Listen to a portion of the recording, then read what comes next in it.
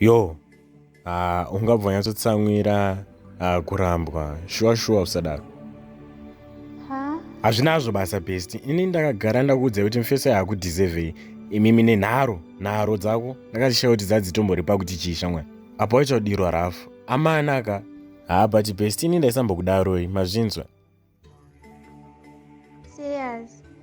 Inini ndiri gentleman handvanzi zvamunoziva wani Bestie. Inini hapana pandaizombokurwadzisai semunhu akujaira chichipaipai hapana pandaizombokurwadzisa dai makandipa mukana. Waitoda? Haishi, ko wakadii kundiudza? Ndaitya. Dai wakangotaurawo wanzwa.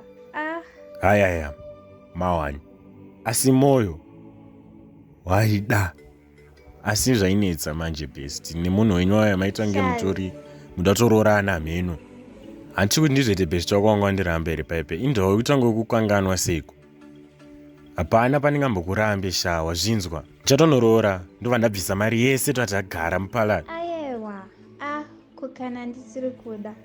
Hausi kuda saka chidzokera kakumba ndikutokuitira favor kapanapewo.